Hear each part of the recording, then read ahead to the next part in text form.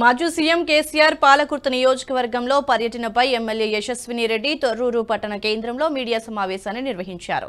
10 సంవత్సరాలు అధికారంలో ఉండి ఏనాడు రైతుల్ని పట్టించుకోలేదన్నారు. వారి పర్యటన సినిమా షూటింగ్ ని తలపిస్తుందన్నారు.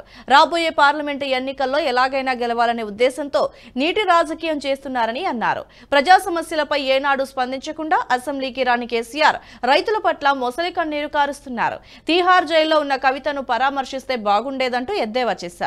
వారి వెంట పాలకుర్తి నియోజకవర్గ ఇన్ఛార్జ్ ఝాన్సీ రాజేందర్ రెడ్డి, బ్లాక్ కాంగ్రెస్ అధ్యక్షులు రాపాక సత్యనారాయణ తదితరులు ఉన్నారు.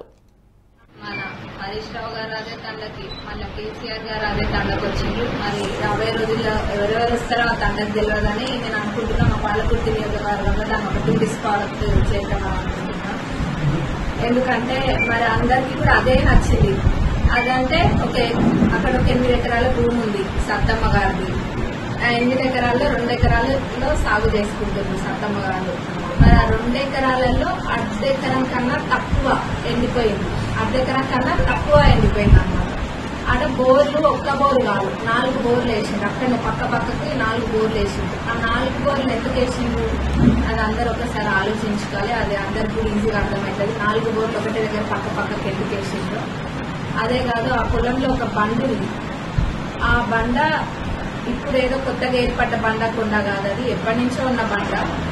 ఆ బండ తీయలేదు. మరి దయాకర్ రావు గారు గతంలో ఇక్కడ ఒక 15 సంవత్సరాలు, మరి తెలంగాణ ఈ బీఆర్ఎస్ ప్రభుత్వంలో 10 సంవత్సరాల నుంచి కూడా ఎప్పుడు కూడా ఆ బండను తొలగించలేదు. ఆ బండ కనుక లేకుండా ఈ వీడియో మీకు నచ్చినట్టయితే లైక్ చేయండి, 10 మందికి షేర్ చేయండి. అలాగే కామెంట్ల రూపంలో మీ అభిప్రాయాలను మాతో పంచుకోండి. Nationalist hub group of channels ను సబ్స్క్రైబ్ చేసుకుని తెలుగునాట జాతీయవాద జర్నలిజాన్ని ప్రోత్సహించండి. ఈ వీడియో కింద ఉన్న బెల్ ఐకాన్ పై క్లిక్ చేయడం మర్చిపోవద్దు.